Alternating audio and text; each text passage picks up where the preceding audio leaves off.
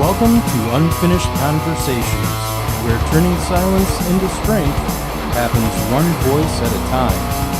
Here is your host, Rebecca Lombardo.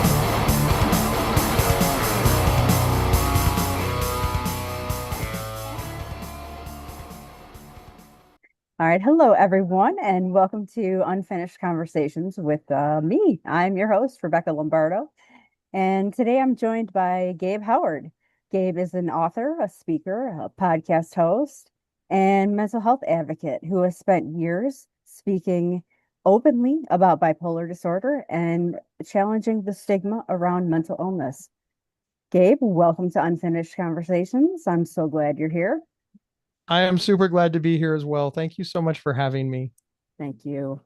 And for listeners who may not know you yet, how would you describe your work? Chaotic. I mean, at its core, I'm a mental health advocate. An influencer of sorts. I started long before influencer was a term, but that's really how people conceptualize it now. It's my goal to explain serious and persistent mental illness and mental health issues and mental health crises and all of the things surrounding mental illness and mental health to the general public, to allow them to have a better understanding not only of what people living with serious and persistent mental illness or mental health struggles are going through, but also to recognize it in themselves. And that's really the crux of my work. And I do it via podcasting. I do it via public speaking. I a long time ago, I did it via blogging. And of course, the aforementioned social circuit is a requirement. Absolutely. You wrote that you're passionate about living and thriving with serious mental illness. What does thriving mean to you personally? So often the bar is set so low, right? They take somebody who's suffering from severe anxiety, severe depression, psychosis. I mean, people living with bipolar disorder, schizophrenia. I mean, people who are just in a really, really, really bad way. To not to put too fine of a point on this, but think about the person in the pop culture representation who's walking down the lonely street all alone, disenfranchised, disconnected, hopeless. People who attempt suicide, people who, of course, complete suicide. Mm-hmm. The bar for those people is somehow to make them stable. Like, that's it. Like, we just want them to be med compliant, stable. Like, hey, you just don't want to die anymore.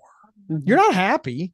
You're not succeeding. You're not successful. You're not thrilled. You're not invigorated. You don't have a zest for life. No, you're just not a burden on anybody else anymore. Mm-hmm. And I hate that bar is so low.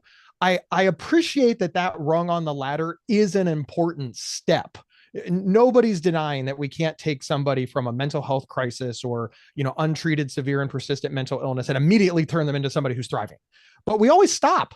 We're just like, hey, you're no longer a danger to yourself or others, so you can go now. Wow. I want so much more for myself, and therefore I want so much more for everyone else. Mm-hmm. Right. And can you take us back to the time when you were in a psychiatric hospital? What was happening in your life then? So the downside of being born this way is that I thought it was normal. So I thought about suicide as far back as I can remember. I had the symptoms of bipolar disorder as far back as I can remember, the grandiosity, the anxiety, the mania, the depression, the suicidality, the psychosis. All of this was just my whole life. And as I'm really, really fond of pointing out, here we are in 2026 and people are like, there's not enough mental health education. We don't understand mental health. Yeah, I grew up in the 80s. Mm-hmm. So if you think it's bad now, this is the improvement. Right. And I only bring that up because I just thought everything was normal. I thought everything was swimming. This is the way I thought the world was. This is how I thought humans operated. And I come from a stereotypical blue collar background where men are stoic, men don't cry, men don't discuss emotions. So when I say I had very little mental health education, I also had very little emotional education because I was expected to be, the strong, silent type, Mhm. get a job, take care of your family, do the right thing. Emotions were, for the women. And that's a really problematic way of looking at normal human experience.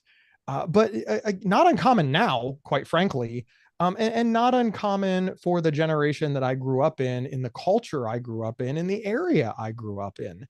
Mhm. So I wound up in a psychiatric hospital completely floored, just shocked. I also believed what many people believe about mental illness, which is it happens to bad people. It happens to people who are traumatized by bad families. It happens to somebody else because somebody did something wrong. Mhm. Whether it's the family, the culture, the parents, whether just it the way that we conceptualize mental illness and mental health in America is frankly inaccurate and Mhm. very harmful because it makes people think, well, I am a good person. I lead a good life. I have a good family. People love me. I have a job. Therefore, I cannot be mentally ill. I Mhm. cannot have a mental health crisis. And we genuinely believe those are protective factors. And it's what I believed. And I'm not saying this to shame anybody who believes this. I'm saying this because I believed it. And that's why I was 26 years old before I got any sort of help. And the help was I was admitted to a psychiatric hospital because I was delusional. I was suicidal. I was depressed. I was in a really, really bad way. Mhm. And what's so sad is this started off as like a candle in a kitchen, Mhm. but nobody did any intervention until the house was ablaze. And there were so many steps along the way where we could have put the candle out and not left it unattended. That would have been a good protective factor. We could have not had, an open gas and rags and oils around the candle. That could have been a protective factor. When it was a small little fire on the counter, we could have gotten out the fire extinguisher and turned it out. That would have helped. But Mhm. no, we just kept making excuses until the entire house is engulfed and you have no choice but to go to the most extreme intervention, which, to wrap up this analogy with a nice little bow, is admittance to a psychiatric hospital, which is an equally helpful and terrifying place. Mhm. So you did find that it was helpful for you. It was absolutely helpful. There's no doubt in my mind that this is what I needed. I I liken it to like if you get hurt and the ambulance comes, right? I Mhm. mean, the ambulance is helpful. Like nobody can deny that. Right. You get in a car accident, you got all these people swirling around you. They're definitely helpful, but it's scary. Right. I don't know anybody who has been rescued by emergency services who describes the process as anything less than life-saving, helpful, and scary and traumatizing. The Mhm. difference is if you get in a car accident and the jaws of life come, the police come, the fire department comes, they're pulling you from the wreckage and they're squatting you, and you're like, that was terrifying. Everybody's like, yes, it was. Mhm. That was very scary. We were scared for you. When you're Right. admitted to a psychiatric hospital and you're like, that was terrifying, you get, that's for your own good. What did you want us to do? How dare you criticize the price? It's like they don't honor the part where something can be two things. Mhm. It can be life-saving and helpful and traumatizing and scary. Right. Because you hear mixed stories about psychiatric hospitals. I mean, I know the last one that I unfortunately had to be in was not good. And I basically just played the part just so I could get out, and and and it was terrifying. there is the hardest part. You've really touched as I know you've hit the nail on the head. Mm-hmm. Right, this is the biggest problem that we have in mental health advocacy. I want to cheerlead psychiatric services. Hmm. I want to cheerlead people getting help because I want to cheerlead people getting well and thriving. But there's this huge contingent, and huge is a word that I'm choosing very deliberately. There is Hmm. a huge contingent of social services and of doctors and hospital systems and places that, frankly, are not, they're dealing from the bottom of the deck. they don't have the best intentions. They could and should do better and need to be held to a higher standard. But the minute you criticize those services, you get cast as anti-psychiatry. You get cast as denying that you're sick. You get told that you're seeing it wrong because you have anosognosia, or you lack insight. I mean, just every single time I point out that this needs to be changed, improved, it's, oh, you're in denial. You're in denial. We just completely dismiss the patient experience.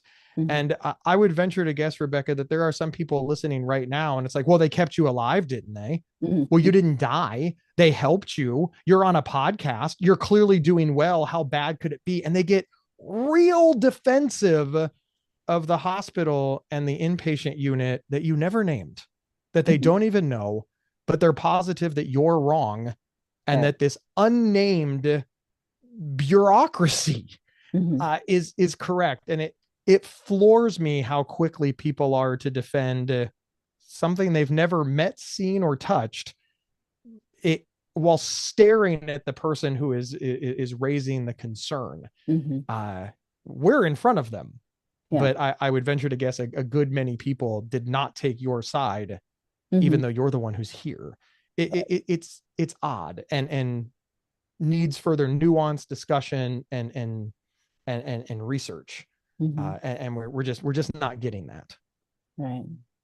Now, you were mentioning about the 80s and how you really needed to be a man's man, so to speak, no tears, no feelings, no emotions. Do you think there's any improvement of that? I mean, aren't we just coming out of Men's Mental Health Month? And I mean, do you feel like there's an improvement at all? I think there's a lot of improvement. I got to tell you, I have so much hope for the younger generation. I hate calling myself middle-aged, but here we are, ladies and gentlemen. I'm middle-aged, and I'm watching a whole bunch of 20-year-olds parent their children, and I'm specifically talking about fathers and sons. And the other day I was with my niece and her husband, and they have a 4-year-old. And to put this in the context, they're 25, and their 4-year-old little boy is playing, and he falls off the thing, and he comes over crying, right? And I stay out of family stuff, so I'm not doing anything. I'm just he's going straight to his dad. So Uncle Gabe is out of the equation. I'm just sort of an observer in this.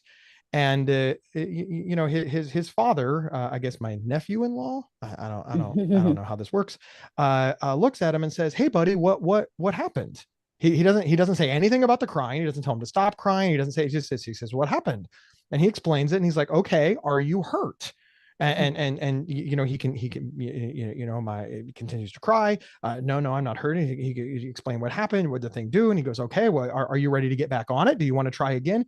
He completely ignored the crying, not stop crying, not calm down, not I'll give you something to cry about, not only girls cry, none of that. Just, it was irrelevant to him that he was crying. He just addressed the concern.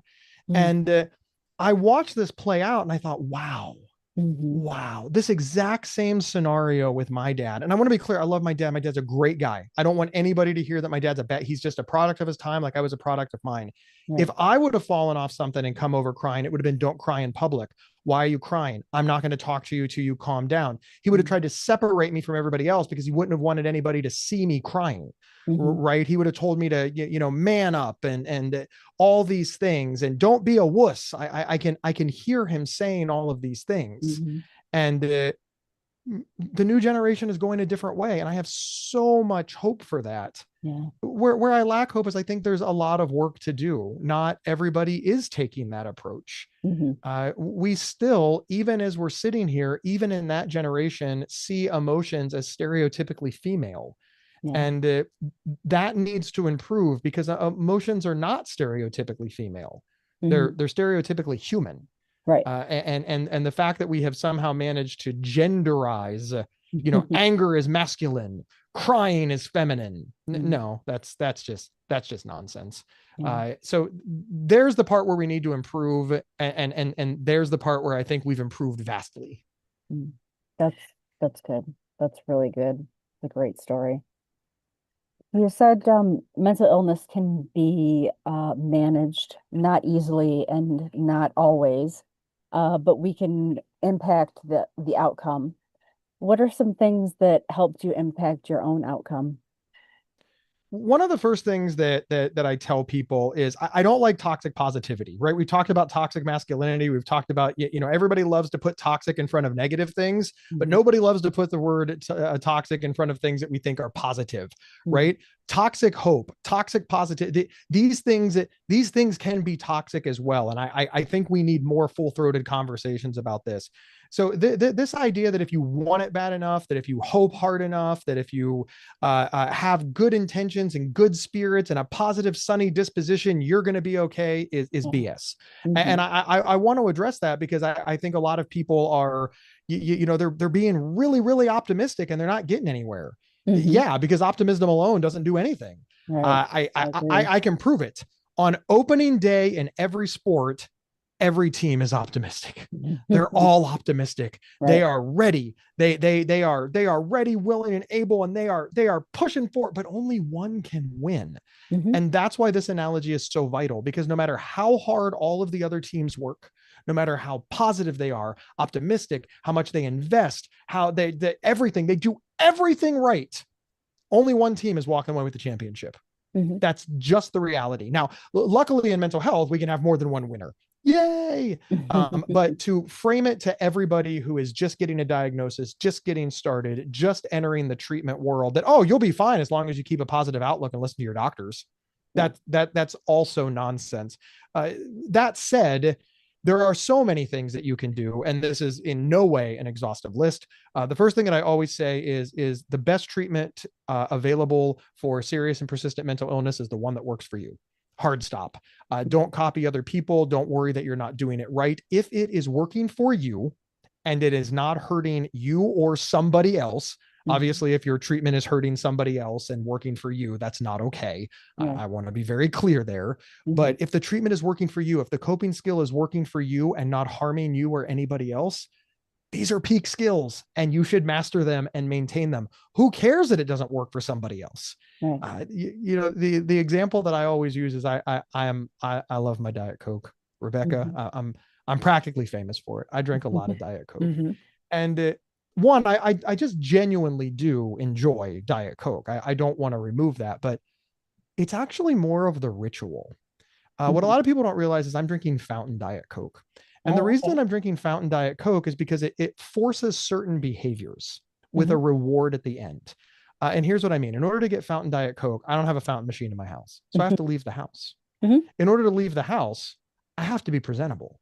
I have to put on clothes. I have to Right. take a shower. I have to be some level of public decent, Hmm. right? And then I have to put effort in to get there. And then there's people there, Hmm. even if it's just the service workers, even if it's just the person who collects my $2 and hands me my cup for the fountain machine. I have to interact with a human. I find this entire ritual very uplifting, very incredible, and very worthy. Hmm. And when I'm done with it, I get a Diet Coke. And then Right. I sit there and I people watch and I absorb it. I'm out of my house. And this has kept me moving forward through so many things. So when I go out to work, when I'm traveling, when I'm on vacation, when I'm with my family and I get overwhelmed, I'm like, hey, I'm going to go for a Diet Coke. And everybody's like, yeah, Gabe drinks a lot of Diet Coke. Hmm. Right. But I also just bought myself an hour break from the chaos. Yeah. I brought myself a routine, a grounding, a coping mechanism. Hmm. I get to interact with other people who maybe make me realize that, yeah, my dad's annoying. My mom yells too much. And, my brother and I fight too. Who cares? Now I'm sipping a Diet Coke and I'm just taking it in.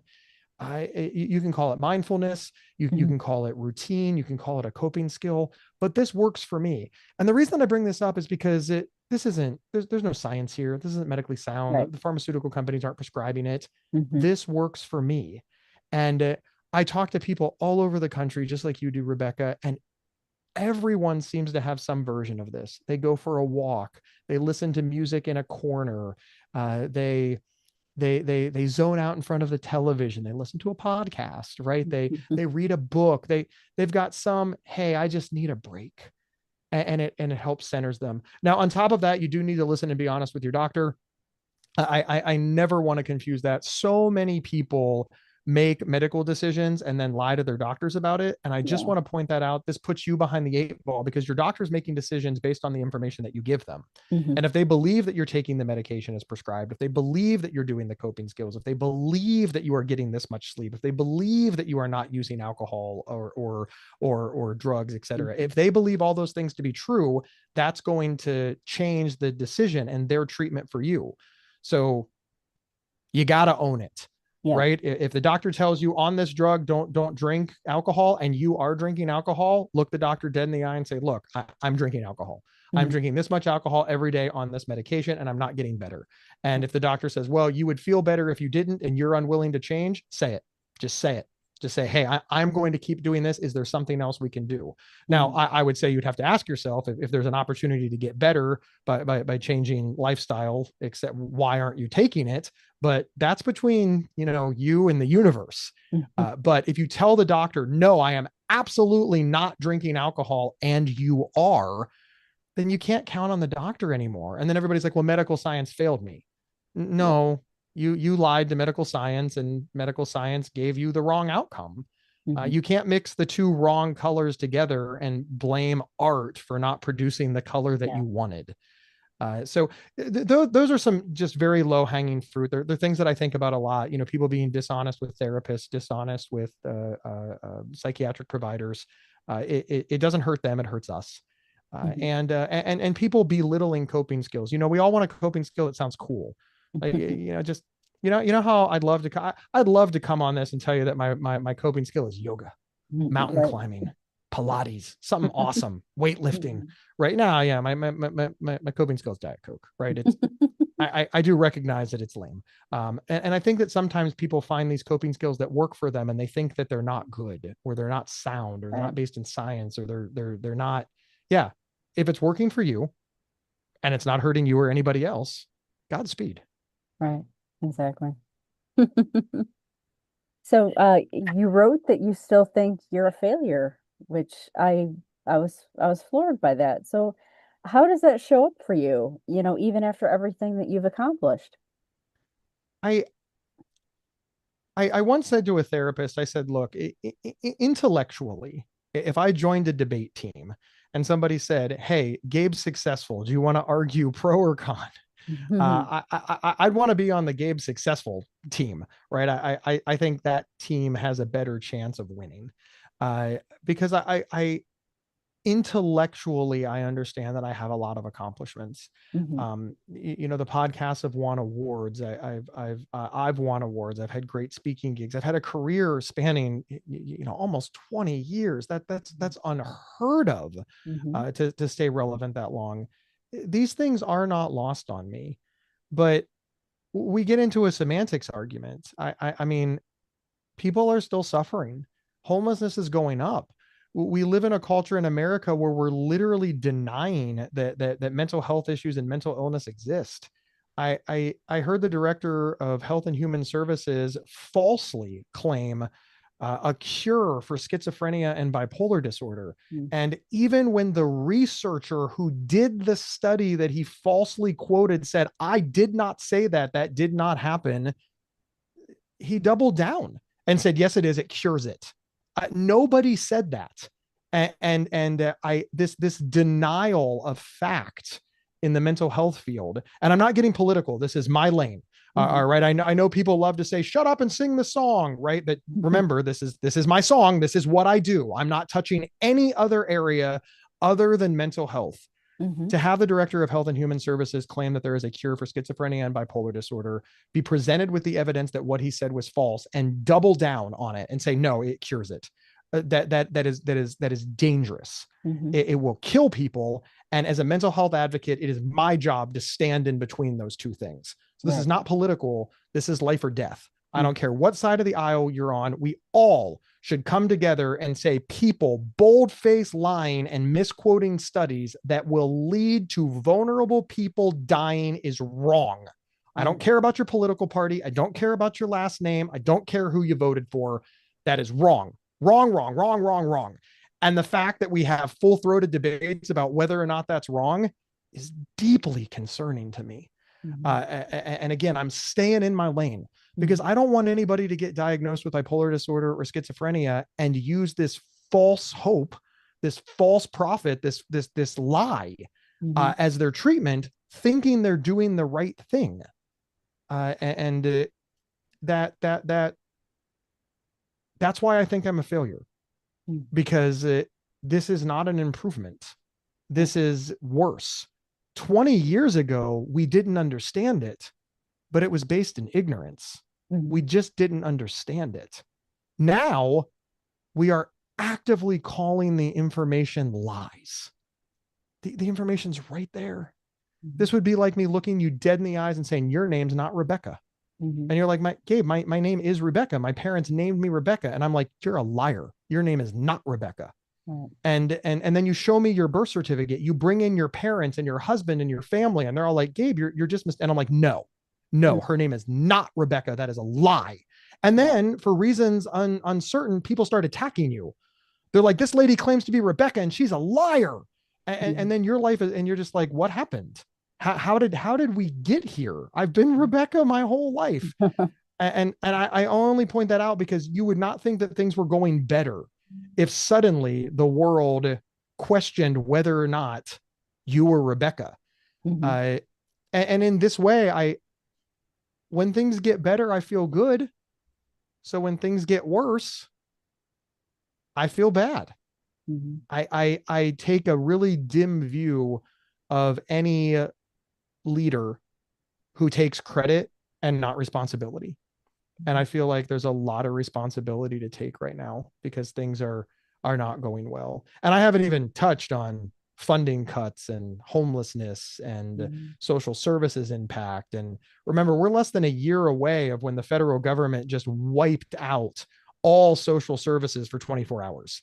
Just no problem. They just cut all the funding. I do understand they restored it 24 hours later, thankfully, but when's this going to happen again? It happened once. I'm glad cooler head prevailed and we were able to restore it. But for 24 hours, the entire mental health safety net from the federal government was revoked. Again, I'm very glad it's back and I hope that it stays. But the very idea that somebody thought that was okay, even for a moment, is terrifying. So how do you keep showing up publicly when you don't always feel good privately? On one hand, it's about me, right? I don't want to BS you or your audience and pretend that I don't have skin in the game. I have a lot of skin in the game. One, I like it. I like the attention. I like the sound of my own voice. I like being on stage. I like it when people listen to me. I like the applause. I like traveling the country. I like expense accounts. I like to be able to earn a living doing something that I enjoy. And I love to be able to influence the outcome, even if it's in a microscopic way. I don't want any of that to get lost. I don't want anybody to think that, I'm doing it for everybody else. No, I'm doing it for me. I'm doing it hard for me. But make no mistake, the things that I choose to do aren't just about me. If I can do this well, I can help other people. And by helping other people, I can also help myself. And I see us as part and parcel of the same thing. But more importantly, I remember something I learned very early on from the art community. I wanted to be a stand-up comedian before I was diagnosed with bipolar disorder. It sort of was a preview to this career, but I wanted to be a stand-up comedian. And I was like, well, how do you handle hecklers? How do you handle people who insult you? How do you people that tell you that your joke sucks? And a mentor of mine said, look, once you put it out for public consumption, it's not yours anymore. You gave it to the people. They're allowed to do whatever they want with it. It's like a gift. You can't give somebody a gift and then follow them around and tell them how to use it.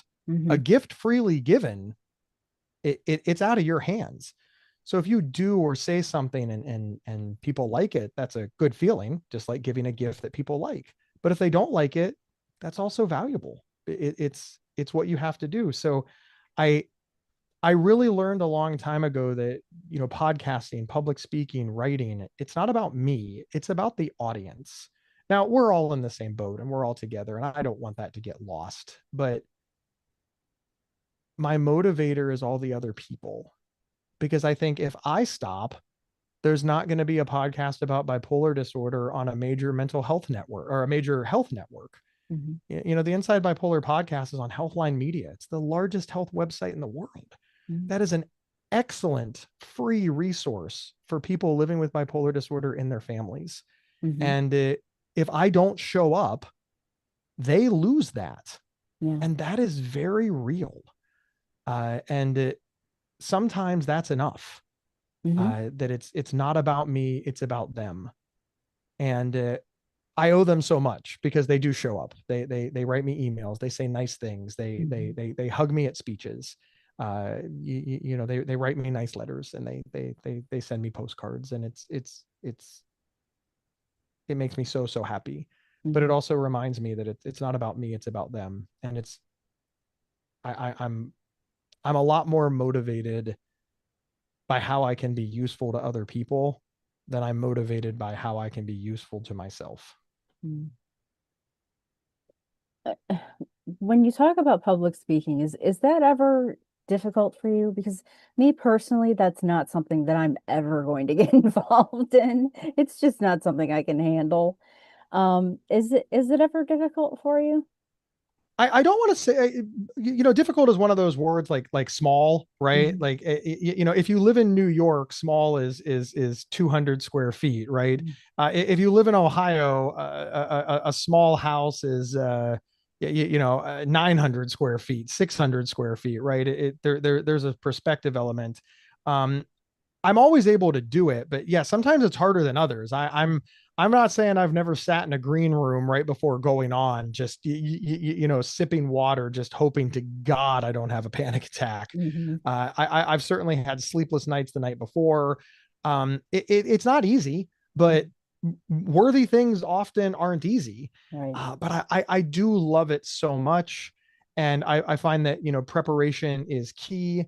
Mhm. Some are easier than others. When the local mental health charity has 60 people in the audience, and you just come in and answer questions, and yeah, that's like super easy, and Mhm. zero effort, right? I'm really good at that. Mhm. When I was in New York on stage at Adweek, and I went on right after Chelsea Clinton and right before Jay Shetty, Oh. that was a lot. Yeah. It was imposter syndrome, anxiety. Mhm. There's a huge audience. Of course, you're in New York, Mhm. so the stakes are already super high, and but again, I was rehearsed. Mhm. I slept the night before. I got there on time. I went through the process. I made sure to hit all of the markers. Mhm. Um, I've done this for a long time. I could have sabotaged myself. I could have eaten a giant breakfast. That's a Mhm. terrible idea, both in terms of nerves and, I could have drank a ton of Diet Coke, and then, halfway through my presentation, had to, urinate really badly, right? I mean, it's Mhm. just, I'm not trying to paint a picture. I'm just saying there are definitely things that you can do. I could have stayed up all night, Mhm. and shown up exhausted, Right. right. I could have refused to write down notes or rehearse or work with the venue to learn where to put the mic. Like, all of these things are protective factor. I did all the right things. Got in Mhm. the day before, got a good night's sleep, showed up to the venue early, practiced with the mic, made sure I had my talking points, met everybody, practiced, rehearsed, stayed in the moment, kept my eating and drinking to a minimum, made sure I had everything that I needed, looked in the mirror, asked people for advice, kept everything, waited, did it. And then afterwards, I just collapse, right? Like, Mhm. when it's all Yeah. over, I'm at a restaurant somewhere, sucking down copious amounts of Diet Coke, eating the greasiest pizza I can find, saying, "How did I do that? Oh my god!" Like venting to all of my friends, and just like, complete meltdown. But that's Mhm. just part of my process. Right. Um, so it, it's not difficult. It's manageable. But Mhm. if I ignored it, it would be impossible. Right. So I don't want to mislead anybody that it's hard, but I also don't want to, for me, but I Mhm. don't want to mislead anybody that it's easy either, because I think that's disingenuous. I think if you desire it and work at it and want to do it, you can. Mhm. And if you don't, then don't. There's so many advocacy avenues that we need people in, that if public speaking isn't for you, I can tell you 10 other areas where we need skills. So I'm always a little sad when people are like, well, public speaking is the only way to advocate. I'm like, that's not true. Yeah. That's so not true. Just find what works best for you and rinse and repeat. You certainly have it down. I can tell just by the way you whipped out that list. You definitely have it down. Thank you. I've been doing it a while. Yeah, you certainly have. So you said that nothing is off limits and to try to offend Nothing. you. And Do it. I'm not really very good at trying to offend people, to be honest with you. But what is a question that you wish more people would ask you that might get to you in some way? It's I don't know that there's any question that would really offend me if the person asking was genuine. So I do admit it's kind of a it's kind of a BS statement, like, hey, you can ask me anything, try to offend me. Yeah, but you just said I could ask you anything, so why would you be offended? Like, who says ask me anything and then gets offended by what they're asked? I tend to phrase it that way because I do wish that people would ask more questions about serious and persistent mental illness and violence. I wish that people would talk about hypersexuality and sexual side effects of medication more. I wish that there was more of a conversation surrounding irritability and anger. And I think that we tend to avoid those subjects because they're uncomfortable. I mean, we don't want to talk about people's sex lives. We don't want to talk about people's sexual dysfunction. We don't want to talk about violence and murder. And the problem is that these conversations are happening. They're just happening away from mental health influencers. Rob Reiner's child, allegedly suffers from schizophrenia, has a well-documented history with substance abuse disorder and mental health problems. Allegedly has killed his parents. Right. Make no mistake, the entire country is discussing it.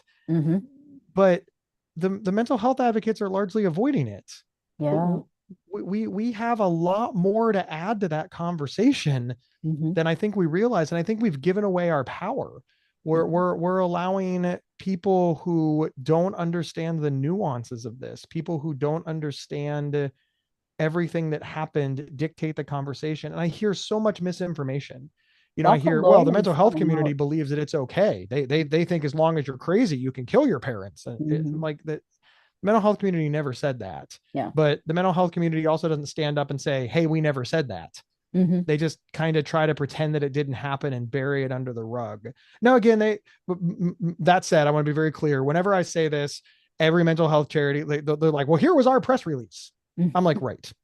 You did send out a press release, right? You did write an article. You did give a couple of short sentences. I completely agree with you. Every single mental health charity in the nation absolutely did that, especially in the Rob Reiner case. Yeah. They did. But every Halloween, whenever there's an asylum, haunted house, right? There's not just one press release and one snippet and one they're full-throated screaming about how offensive this is. Yeah. I personally don't think the haunted asylums are that offensive. I just don't. I'm sorry. I don't care. Right? We literally have murder mysteries. Right? You can play a game with your children where you try to figure out who killed somebody. Yeah. It's been around since the 70s and it's called Clue, and nobody has a problem with it. But so if the mental health nonprofits can scream about how offensive haunted asylums are, I think we should be screaming about how violence can be, although rare, a component of serious and persistent mental illness and what the safeguards need to be. But instead, we just like it to go away and pay attention to, language initiatives. And Gabe, you're not bipolar. You live with bipolar. Okay, that's clearly impacting the homeless. I mean, I remember when homeless people were, dying on the streets, and then we changed it to unhoused, and now they're, still dying on the streets. Thank God we changed the name. Right. I mean, all of the time, energy, effort, and money we spent in going from homeless to unhoused definitely improved their lives. I'm pretty sure the people who are hungry and starving and living on the streets and who are in danger of freezing to death don't really give a good goddamn what we call them. Right. They want us to help them. And instead, we're just fighting over what name we're going to use to address them. This is nonsense. I don't have time for it. And again, I know people get mad at me, but I am who I am. My thing is movies, and you get to the description of the movie, and the last 5 words is the description that the woman that killed the guy is Yeah. without fail every time. And it's so aggravating. It's so frustrating. I don't know anybody bipolar that murdered somebody. I mean, there's definitely been some cases of people with bipolar disorder. I'm sure that there have been but them, but I don't know them. Right. No, what's extraordinarily frustrating is these statistics are a couple of years old. I feel fairly confident that they're still accurate, but at one point a few years ago, the last time I looked this up, the most likely murderer was a spouse. And yet we're not railing against marriage. We're not hating on marriage. We're not trying to end marriage. There's not these initiatives to lock up all the married people. We're just like, oh wow, married people are statistically more likely to murder each other. Right. Well, let's move it away from marriage. Right. Let's go ahead and just offend as many people as possible. Another group that is likely to murder you is clergy, coaches, community members, like teachers, etc. Again, this is not surprising because most violence is perpetuated on people that we know. It's the majority of violence isn't stranger. It's you have a connection. Yeah. They're a colleague, right? Murdering a stranger is more rare than murdering someone you know. Which means the people we need to be most worried about are the people in our lives. But yet, as I said, there's no outrage against teachers. There's no outrage against clergy. There's no outrage against coaches. But yet there is an outrage against mentally ill people. Yeah. Again, per capita, mentally ill people aren't killing more than these other groups. But these other groups get a complete pass and we get side-eyed. Yeah. And there is a conversation that needs to be had. I'm not saying, oh, ignore it all. No, I think we need to also stop ignoring the large number of coaches and clergy and teachers that are committing violent acts against literal children. I think we need to stop ignoring it all. We just need to focus correctly. Like you pointed out, we've decided that every single person who commits a violent crime, must have a mental illness. Right. And evil is a thing. Sometimes people are just evil. It's not a mental health issue. It's not a mental illness. Sometimes people are just evil.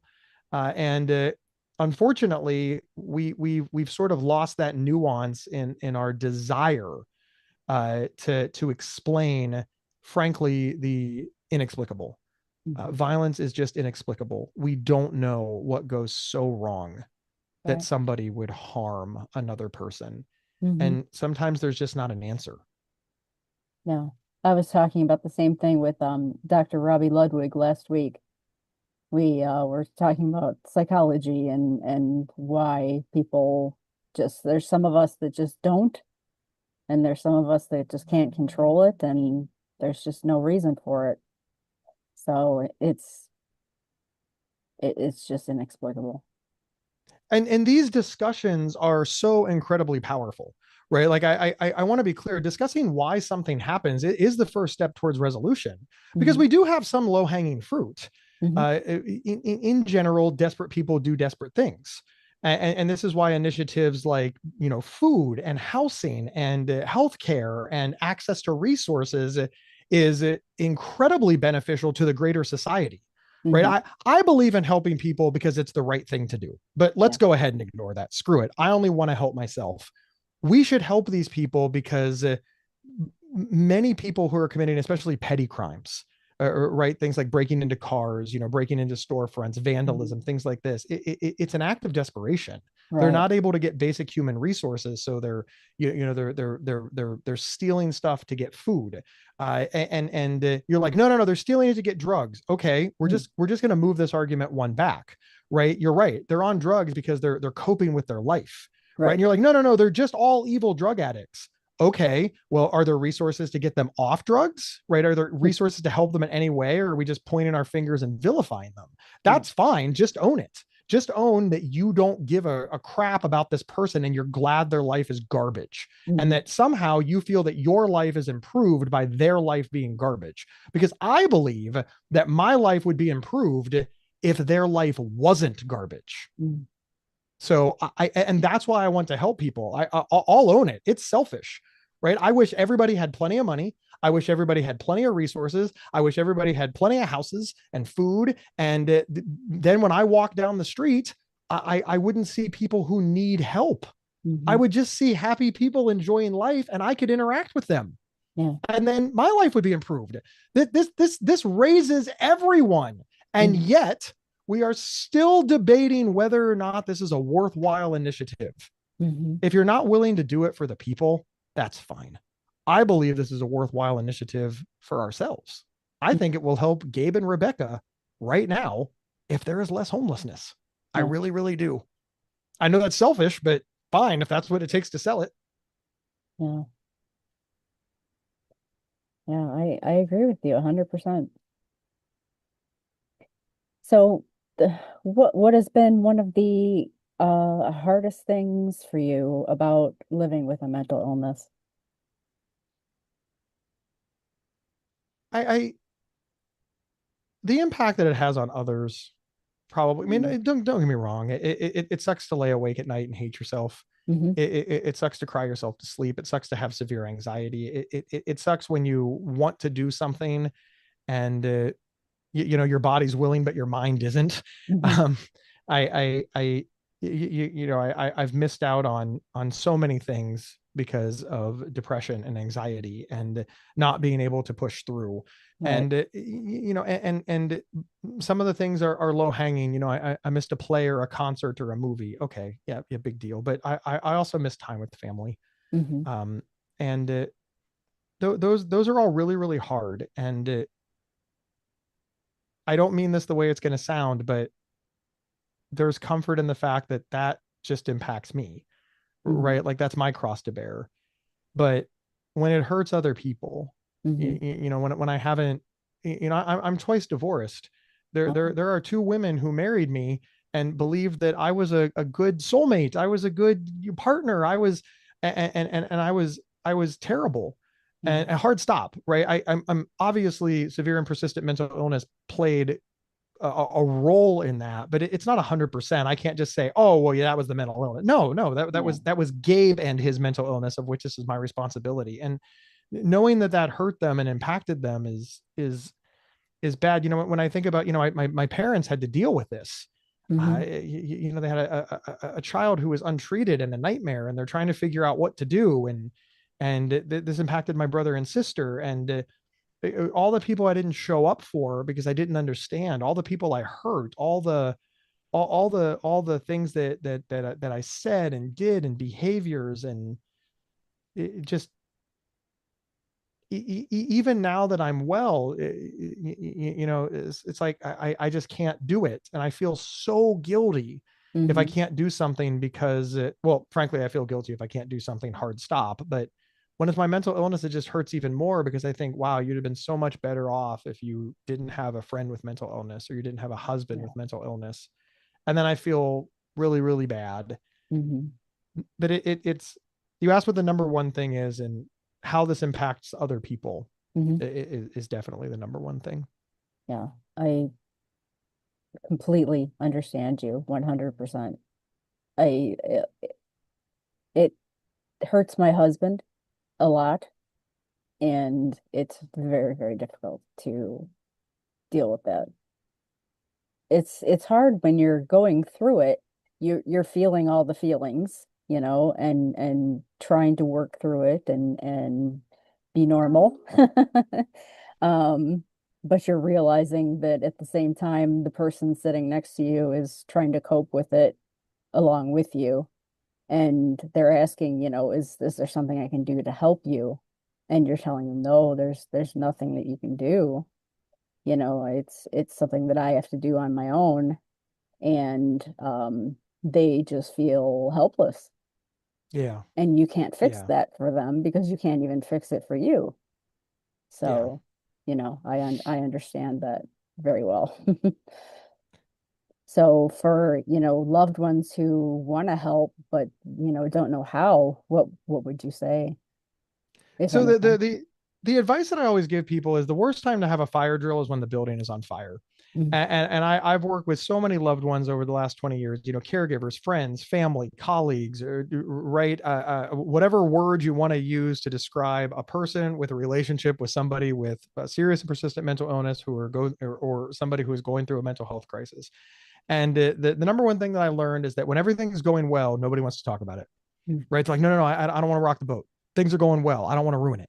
Right. And again, this means that when things are going poorly, that's when you're like, well, I don't know what to do. I haven't prepared for this. And now everybody it's a chaotic environment.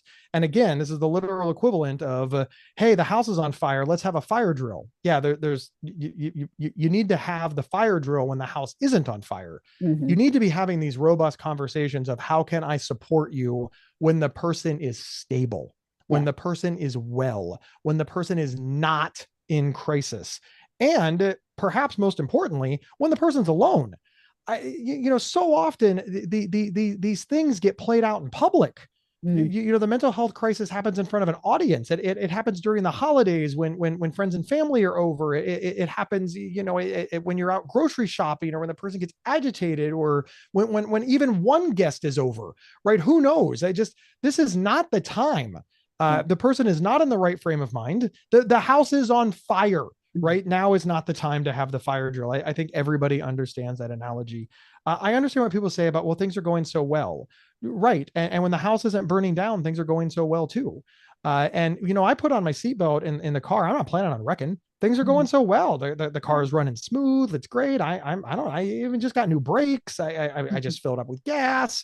Right. I ran it through the car wash. The bass is thumping. The tunes are great. I'm just going to whip off my seatbelt. And everybody's like, don't do that. Why would you do that? Well, I don't want to ruin it. Things are going so well. You know what? As soon as this is over, I'm going to uninstall all the smoke detectors in my house. Things are going so well. I'm not planning on burning anything down. No, an ounce of prevention is worth a pound of cure. Mhm. Right. My grandmother has been saying that for years, and I believe it wholeheartedly. You need to have these discussions privately when the person is in their right mind. And then, and this is the most important thing, you need to let them lead, right? You are a team member and they're the coach. Now you're an important team member. You're the Right. star player, but Mhm. they're still the coach. And you need to pin the person down. You need to say, look, when you do this, I need to set a boundary. I can't allow you to behave this way. What can I do to help you? What words can I use? What can I say? What intervention can we work out? I know it's funny, but with my best friend, and I've known her years and years and years. Sometimes we like to debate. It's fun for us. We like to argue and debate. It's just a day that ends in Y if you hang out with us. But sometimes it gets a little personal. It crosses a boundary. And one of the things that we have is safe word. The person will say, look, sometimes we try to change, or not sometimes. We usually try to change the subject or get on different things, which works 99% of the time. But sometimes it doesn't, Mhm. right? Because I'm hyper fixated. I'm super aggressive. That maybe there's some hypomania or some mania going on, and I'm just Mhm. and she'll say safe word. She'll hold up her hand and she'll say safe word. That means cease, stop. Mhm. No more words come out of your mouth. Yeah. We sit silently and do nothing. Mhm. Now, that's step one. Mhm. Step two is at a later date, usually half an hour, maybe the next day, but generally pretty quickly, we can revisit. And I got to tell you, in all the years we've used this, it's stopped many an argument. And when it comes time to revisit, it's like, I don't know why I was so aggressive. Yeah. And the answer is because, irritability and these are hallmarks of living with bipolar disorder. Mhm. But what's nice about it is we've set up the system that it works the other way too. If she's coming at me, I can also go safe word. So I Mhm. don't feel like it's a bipolar thing. I don't feel like it's a Right. mental illness thing. This is a thing that works in our relationship. So when she's coming at me and I'm like, safe word, stop. And she's like, okay, we're good. And then we bring it up the next day. And then Mhm. she's like, yeah, I don't, I don't know why I was so mad at you. I was just super mad at you. You took the last deviled egg and I just wanted to yell at you. But now that I think about it, you had just as much right to it. I don't know why. I think I was angry at something else. I didn't sleep well. Yeah. And that's the benefit of that. But we've worked that out together, and we worked that out not during a crisis, not during an argument, not during, we worked that out years and years and years ago. I actually learned it in therapy and in marriage counseling. But it works great for this relationship. Not Good. not not Good. not not so much for the marriage. You know what? Speaking of friends, before I forget, I interviewed Michelle Hammer. And Hey, schizophrenic NYC. yes, and I was told that I was to direct you to restart the podcast that you had with her. Oh, That is something that she really wants to get going again, apparently. a So, bipolar schizophrenic in a podcast was just one of the greatest projects that I ever worked on in my life, and it's not that I don't want to. It's not that I don't have desire. There's no time. money. Oh, Time is, yeah, I mean, time is money. mhm. I'd have to do it for negative amounts of money. We would have to cover the cost of it. And as you know, that this stuff is not cheap, Mhm. especially at the level that our fans are accustomed to. It was owned by Psych Central, and Mhm. Psych Central was able to handle like distribution and I mean, just how hard it is to be an indie podcaster. Mhm. And anybody, I'm always super afraid that if we tried to do it on an indie level, that people would be like, what is this? I mean, it was Yeah. it was produced on a professional level with resources from one of the largest mental health websites in the country. Mhm. And if Michelle and I tried to duplicate that on our own, we'd either bleed money, Right. which we neither one of us have, or the quality would lower so much that people would I, I know it's a weird example, but you ever seen like some of these like 70s rock groups that are still touring, and you're Mhm. like, oh, you should have stayed home. Like now Mhm. I see you as like a sad old man Right. standing on the stage at the fair. And if you would Mhm. have just stayed home, I would have seen you in all your long haired glory. Right. Yeah. And I can't, I don't want people to see Michelle and I as, sad aging rock stars. I want them to remember us as the incredible badasses Mhm. that we were. But that said, if anybody wants to help us relaunch the podcast, I mean, I don't know if WebMD's out there listening. Mhm. I don't know, but if somebody's out there and wants to invest in the show, I GoFundMe would be tight. I mean, Michelle and I did a GoFundMe, and we got another 10 episodes out of it. It was Oh, it was great. it was incredible. But we couldn't go back to the same pool Yeah. of people. That's just the production costs are just so much. Editors, music licensing, med review. I don't think a lot of people realize the behind the scenes stuff. I would love to tell you that Michelle and I are super medically smart, but and we are. We do a lot of our own research, but every episode was vetted by a doctor to make sure that Michelle and I didn't accidentally mislead people. Oh. Every episode, it just we took a lot of time and care Mhm. into this to make sure that people really got uh, uh, what is it? It's like a 2 hour movie took 9 months to make. Oh. Yeah, this 45-minute podcast took 40 hours to Oh, create. wow. And it's not a schedule that we can complete without backing. Mhm. But man, if we had the backing, that'd be so much fun. Michelle and I would Well, just travel the I country did my yelling at. due diligence. I'll You let her did it. You know. did it. Please let her know. I will for Mhm. sure. So, some of these questions that I've got left for you are the ones that are fun that I was dying to ask you. So, Oh, awesome. you love live music, which I do. is great. Let's see, we've got emo, pop, punk, alternative, grunge.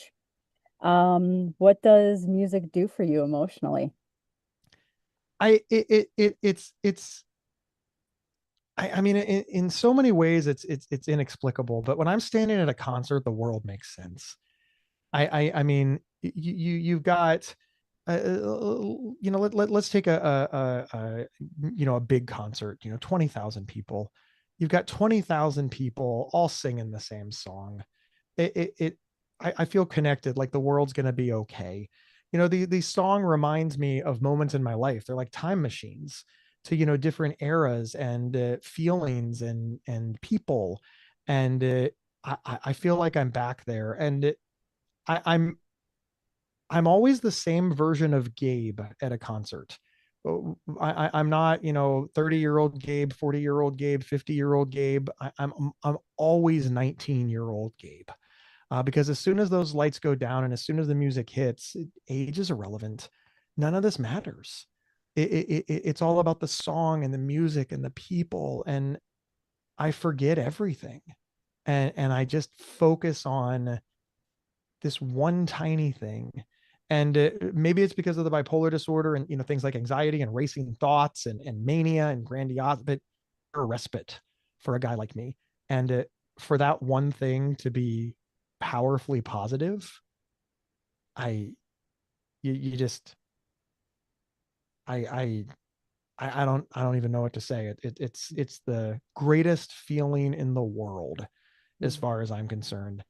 And it's loud Mm-hmm. and it's bright and it's over the top. I mean, concerts are ridiculous. I mean, pyrotechnics and lights, and it's the bass just pummels through your body, and people are screaming, and you can see that they're screaming, but you can't even hear them because the music is so loud. Mm-hmm. I just it's it's the most wonderful feeling, Yeah. and it's my favorite, and I'm so happy I discovered it. I Mm-hmm. mean, could you imagine if I never went to a concert? Yeah. This experience was available to me and I never knew it. Like thankfully I made it to a show and then I was hooked. So, can you name some favorites? So I really like the Rolling Stones is probably my favorite touring band of all time. I love the Stones shows. It's harder now that they're in their 80s. Remember I started Right. in the 90s when they were significantly youher. Mm-hmm. So if somebody hits up a Stones show now, you're going to notice that half of them are dead. So obviously that is problematic. Mm-hmm. But throughout my life, the Stones have been tops. But I really enjoyed Green Day. Mm-hmm. I really enjoyed Bowling for Soup. I really enjoyed Simple Plan, Avril Lavigne, Def Leppard, Poison. They knocked it out of the park for me. AC/DC was incredible. They're on tour right now. I love small venues. There's a lot of small bands. They're just playing in front of 1,000 people, right? Bands like Lolo, or Lolo is a singer, but even like Maggie Lindemann, these are all solo artists. Mm-hmm. Senses, they're a band. They're just Somerset. They're about 15 years old. They had a hit about 15 years ago, but have continued on. Mm-hmm. They're playing to smaller crowds, but still, 1,000 people all singing the same song is fantastic as Yeah. well. And then I just there's so many. I mean, it's really really hard. I can tell you that the summer before, Green Day was the best concert that I went to. Last summer it was Oasis. I Oh. really really enjoyed seeing Oasis Mm-hmm. live. Part of it is because they hadn't toured in 16 years. Yeah. Summer previous to that, it was Avril Lavigne. Mm-hmm. Avril Lavigne was probably the top concert that I went to. Every year I kind of pick a favorite, but I go to about 30 to 40 concerts a year. Wow. So, picking a favorite is a difficult. It's gotten So hard because you yeah, you and I are around the same age, so we grew up with the yeah, same kind of music, and now they're all getting older, and they are. they're gonna stop touring soon, and they're doing their goodbye tours, and Yeah. some of them aren't even making it to the city that you live in now. And like one of my favorite bands is Hall and Oates. That's Oh, I love them. is horrible now. They hate each other. Yeah. I've never been able to see them live because I've seen them they're live. always fighting. Yeah, I mean, I've seen them live many times, and it's a fantastic show. And I'm never going to get to do that again because they can't stand each other, and they're of a certain age, and they're probably not. Daryl's got Lyme disease. Oh, wow. you know. So Yeah, it's hard to watch them go. I mean, it sucks to get older, right? Like Mhm, hard stop. Like I don't want to get, but I think of the Rolling, I saw the Rolling Stones live for the first time when they were in their 40s. And mhm, everybody was like, these 40-year-olds are prancing around like they're 20. Yeah, and they yeah, did fantastic. yeah, No notes. Right. But then I saw them, after Charlie passed away. So obviously Charlie's a drummer. So mhm, obviously he wasn't doing great because he was dead. So he was replaced by a different person. mhm, And then I saw, Mick Jagger and Keith Richards, and, both of them, in their 80s, and they were, again, still phenomenal musicians, but mhm. compared to what I saw 30 years ago, no, no, Well, I'll tell the, you, the time has passed. one of my favorite shows is, and we'll stop here, but one of my favorite shows I saw Miles Kennedy and Slash opened for Ozzy. Oh, And Slash of Guns N' Roses yes, fame. yes, Miles Kennedy Yes. took over for Scott Stapp, the lead singer of Creed. He became the new lead singer of Creed, and he is also the lead singer of Alter Bridge. Oh, very Um, cool. he's like a god to me. He's one of my favorite all-time musicians ever. But like I said, they opened for Ozzy, and that when he died, that just all I could think of was, thank God I got to see that. He was I was older, gonna say, because that and means you saw Ozzy. yes, and he See, was I older, never and got to see it Ozzy. was tricky. It was a tricky show. He had to leave the stage a lot, and he kept dipping his head in a bucket of water, and it was really strange, but it was amazing. It But he was made it work. yeah, and I cried during Mama, I'm Coming Home, and Yeah. but it was amazing, and I'll never forget it. That's incredible. Yeah, there are so many shows that I never got to see. I never got to see Ozzy. Hmm. I never made it. And there's so many shows that I saw when, and I don't mean past their prime as in they were better 20 years ago. I mean like past their prime as in they weren't worth going to see. Hmm. And some bands just shouldn't be touring anymore. Right. Uh, Yeah, it, it, absolutely. it and I fully recognize that the Rolling Stones aren't as good now as they were 40 years ago, but Hmm. they are still good. Yeah. If somebody went, I think they would. Mick Jagger's vocals hold up. Keith Richards can Hmm. still play the guitar. What I would point out is then you've got Ronnie Wood.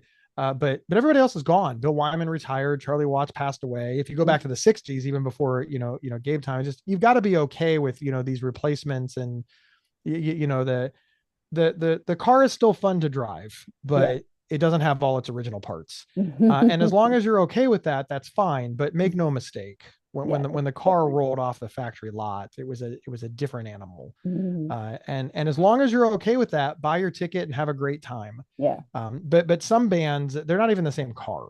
Hmm. They're like, hey, you're going to see a Mercedes. That's a bike. Yeah, but it's fine. It's not fine. You rip me off. It's a bike, and you can't sing. Again, I don't want to shame any bands, but there's some bands touring right now. It's like they can't sing. Hmm. They can't sing. They're using backing tracks. You're just it's a garbage experience, Yeah. and people are spending money on it. And I'm Too not much okay with money. that. But yeah, it's not cheap. I mean, if you're buying a $50 ticket and seeing them at the local casino, Godspeed. Who cares what they Mhm. do, right? Mhm. It's a couple of hours. Parking's free. Probably get a Yeah. buffet out of it. But some of these ticket prices are three, four, $500, $50 to park, and you got a dude off key, Right. and they're not even playing their instruments. It's like, Hmm. what are you doing? Yeah. Just listen to them on your playlist and Right. call it a day. Mhm. Rebecca, I know we could do this all day. I love talking to you so much. Thank you. Thank Let you. me just have you I'm gonna ramble. fill everybody in on where we can find you and support you, and just give out your information, and then we can wrap it up. Absolutely. So my name is Gabe Howard, and you can find me at gabehoward.com. That's GABEHOWARD. My podcast is the Inside Bipolar Podcast. It's a Webby Award winner from Healthline Media. You can find the Inside Bipolar Podcast on your favorite podcast player. We are on all of them. You can also head over to gabehoward.com and find it there. I'm on social media as Ask a Bipolar. Again, all those links are on the website. And I wrote a book called Mental Illness is an Asshole and Other Observations, which again, you can get at gabehoward.com. You can also get it at Amazon. But if you get it on gabehoward.com, I can sign it and mail it to you. And again, that book is called Mental Illness is an Asshole and Other Observations. And the podcast is called the Inside Bipolar Podcast. Fantastic. Thank you so much. Bye-bye. Bye-bye.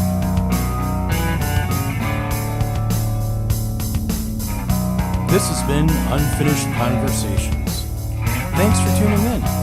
Catch us next Friday for a new episode.